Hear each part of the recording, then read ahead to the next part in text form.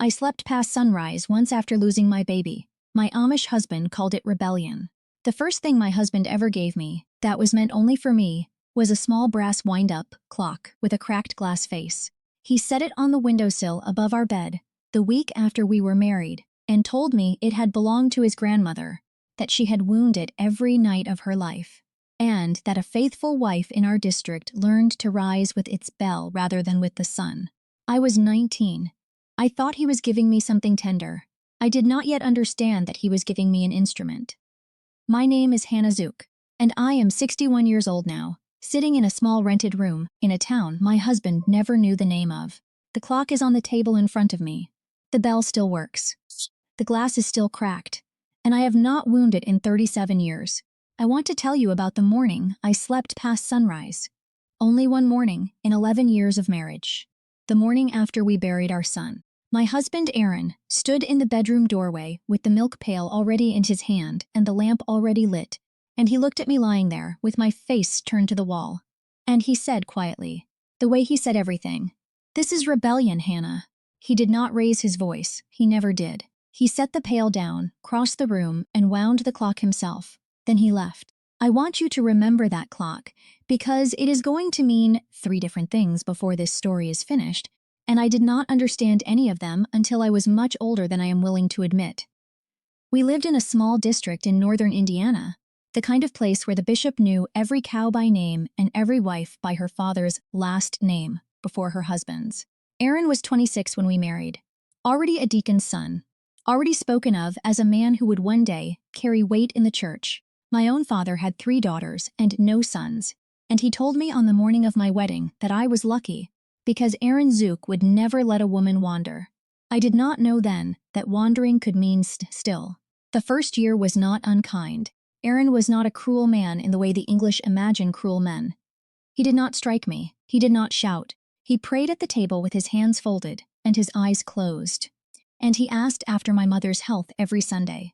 But he wound the clock every night before bed, and every morning, when its bell rang in the dark, he would touch my shoulder once, and I would rise. If I lingered, he would say nothing. He would only wait by the door with the lamp until I came. The first strange thing about the clock I noticed in our second autumn. I was dusting the sill, and I turned it over to clean beneath it, and I saw, scratched into the brass on the underside, 3 sets of initials, A.Z. The first set was deep and old. The second was lighter. The third was newer still, and the letters were small and uneven, as though made by a woman's hand pressing a sewing needle into the metal. Z. A.Z. A.Z. Aaron's grandmother had been Anna. His mother had been Annie. I asked him about it that evening casually, while I poured his coffee. He looked at the clock for a long moment and then said, "It belonged to women who learned." That was all. He did not eat the bread I had baked. He went out to the barn. I told myself it meant nothing. A clock passed down through women. A small family tradition. I scratched no initials of my own. I did not yet feel I had earned them, and no one had offered me a needle. The years that followed were quiet in the way deep water is quiet. I lost 2 pregnancies before I carried one to term. The first I lost in the 5th month, and Aaron told me, gently, that it was the Lord's way of pruning a tree that was not yet ready to bear. The second I lost in the 3rd month, and he told me, gently, that a woman's grief should not exceed the size of what she had lost. I remember nodding. I remember thinking he was being kind. I remember the clock ringing the next morning and rising to make his breakfast with the cramping still inside me. I want to be honest about something. In those years I believed him. I believed that my sorrow was a measurement that had to match the weight of the loss, and that anything beyond that measurement was a sin called self-pity. I believed that rising with the bell was a small obedience that kept a marriage from drifting. I believed that the clock on the windowsill was a gift. The 3rd pregnancy was different. I carried him through a hot summer and a cold autumn, and on a January morning, in our 7th year of marriage, I gave birth to a son. We named him Samuel. He had Aaron's long fingers and my mother's small ears, and when he cried, the sound went through me like a thread pulled through fabric I did not know was loose. For 6 weeks, I did not hear the clock. I want you to understand that. I heard Samuel. I heard his small breath in the cradle beside our bed. I heard the wet sound of his mouth when he nursed. The bell rang every morning, and Aaron rose and I rose. But I rose for the baby, and the clock became, for the first time, only a clock. This was the second meaning. For 6 weeks, the brass thing on the windowsill was nothing more than brass. I think that is the closest I ever came to being free inside that house, and I did not know it. Samuel died on a Tuesday in late February. He went to sleep beside me in the early afternoon and did not wake. The midwife said it was a thing that happened sometimes, that there was no fault, that some babies simply forgot to breathe. Aaron stood in the doorway of the bedroom and looked at me holding our son, and he said, "The Lord gives, and the Lord takes." Then he went to tell his father. We buried Samuel on a Thursday. The ground was hard, and the men took turns with the shovel. I stood between my mother and Aaron's mother, and my mother held my elbow, and Aaron's mother did not. The bishop said the words. The women brought food to our house afterward. I sat at the table and watched my hands, and could not remember whether I had eaten.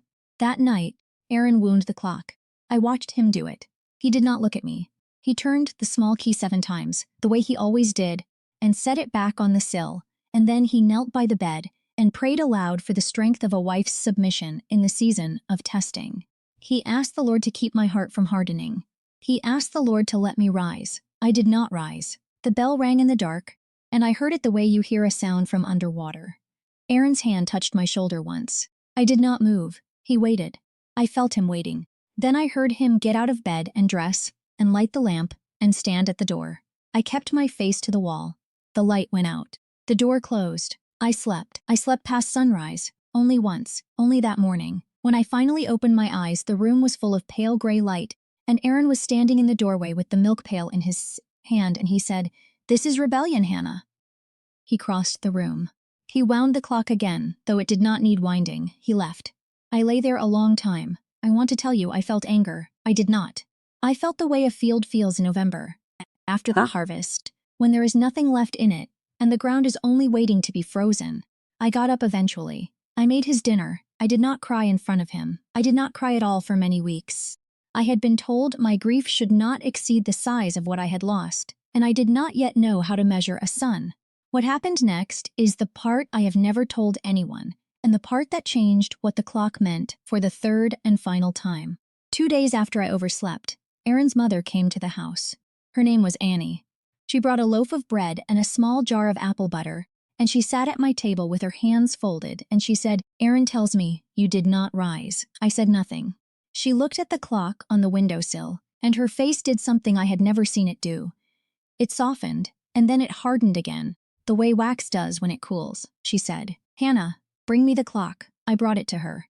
She turned it over in her thick fingers and ran her thumb across the 3 sets of initials on the underside. Then she set it on the table between us and she said, very quietly, I scratched the 3rd one. After my Eli died, I was 24. Aaron was 3 months old. I slept past sunrise for 9 days, and his father called it rebellion.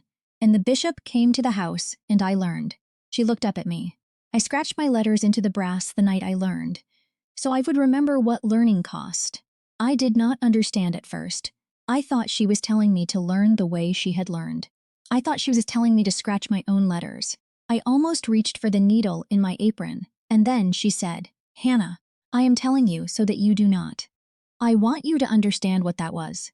That was a woman who had spent 40 years rising with a bell, sitting at my table 2 days after I buried my son, telling me that the clock on my windowsill was not a gift. It was a record. 3 women had been taught by it. 3 women had scratched their surrender into the brass beneath it. And she was telling me, in the only language she had, that she did not want a 4th set of initials there. She finished her bread. She left the apple butter. She walked home across the field, and I never spoke to her alone again.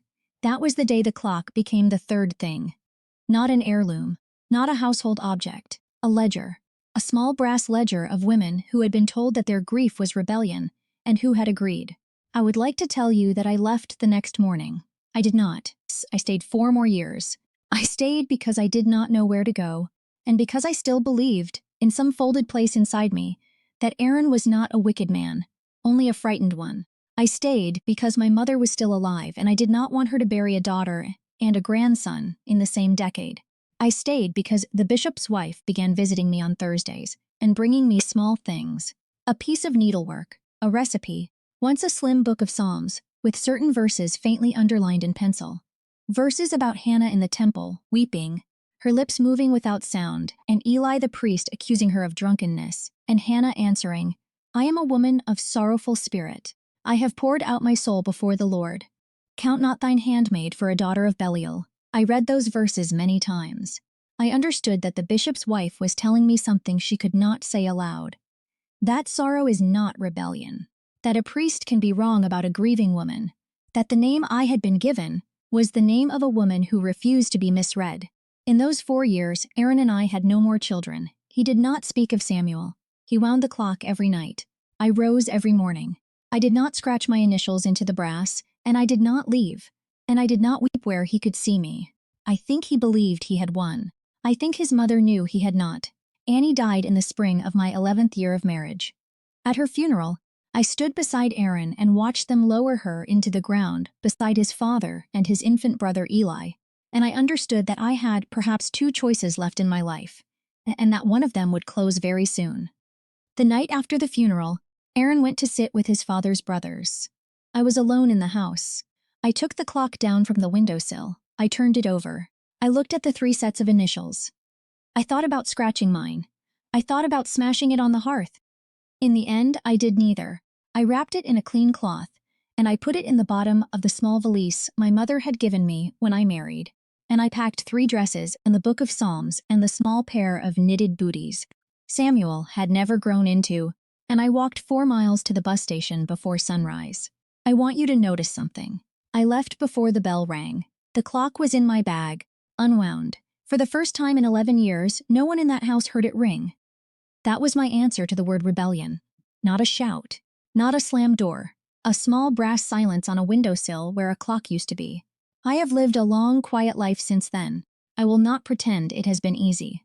I worked in a bakery in a small Mennonite town for many years, and then in a fabric shop, and I never married again, and I never had another child. My mother forgave me before she died. My father did not. Aaron, I am told, remarried within the year. I do not know what he told his second wife about the empty place on the windowsill. I do not know if he bought another clock. I hope, in the deepest folded place inside me, that he did not. I am 61 years old. The clock is on the table in front of me. I took it out of the valise this morning, for the first time in many years. The glass is still cracked. The bell still works. There are still only 3 sets of initials scratched into the brass underneath. AZ, AZ, AZ. I want to tell you why I never scratched mine. It was not because I forgave Aaron. I have not, fully, and I am no longer sure I am required to. It was not because I stopped believing in God. I did not. The God I pray to now is the one the bishop's wife pointed me toward, the one who listened to a sorrowful woman in a temple and did not call her drunk. I did not scratch my initials because I finally understood, that morning at my mother-in-law's table, what the clock had been built to do. It was built to teach women that their grief had a size, and that exceeding the size was a sin, and that the sin had a name, and that the name was rebellion. Annie had believed it. Anna before her had believed it. I had very nearly believed it. I slept past sunrise once, after losing my baby. My husband called it rebellion. He was wrong, and his mother knew he was wrong, and she sat at my table and told me so, in the only way a woman of her time could tell me, by showing me the ledger of what believing him had cost her. A faithful wife in our district was supposed to rise with the bell. I rose, eventually, with something else. I rose with the small, late, stubborn understanding that a woman weeping in the dark for her son is not in rebellion against her husband or her church or her God. She is only a woman of sorrowful spirit, pouring out her soul, and any man who cannot tell the difference has confused the clock with the morning. The clock sits on my table. I will not wind it. I will not break it. When I am gone, I have asked that it be buried with me. Brass and cracked glass and all 3 sets of initials, so that no 4th woman ever has to learn what it was built to teach. That is the story. That is what the morning meant. That is what the word meant. And that is why, after all these years, the sunrise is finally mine.